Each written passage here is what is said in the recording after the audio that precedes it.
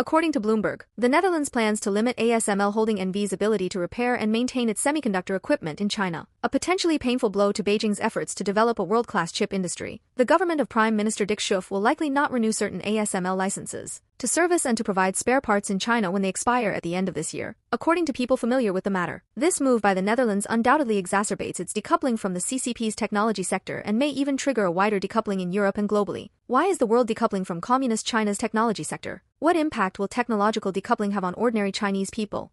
What is the real reason for Fan Yifei's arrest? Fan Yifei revealed to the US and the West about the CCP's comprehensive plans and policies for the digitalization of RMB before its implementation, including the Belt and Road Initiative, the CCP's alliance with the Middle East, the digitalization of RMB, and the plan of turning the digital RMB into digital petro RMB. After the Americans and Europeans learned about it, they made up their minds to launch a technological decoupling from Communist China in terms of chips. They told the CCP explicitly, if you dare to go further in the digital RMB, if you set up traps for us in the Middle East, if you make trouble for us in Europe, we will completely decouple from you to overcome food crises, social crises, and economic crises happening in Communist China. The CCP government is willing to beat, arrest, and stabilize with an iron fist. So scary. Fellows inside Communist China, you have to think through how you are going to cope with it.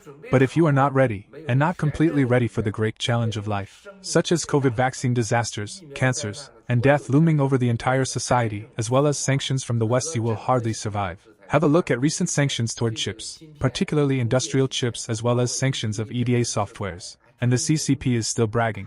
See how scary it is? The level of medical safety, social safety, public safety, electricity supply, trains and airplanes will soon reach to the North Korean level. But disasters in China will surely be times bigger than that in Iran and North Korea, because they have a much smaller population and it was easy for them to handle social problems. With more than 1 billion population, or let's just say 800 million, disaster would arrive in an instant. Even one day without food would be unbearable.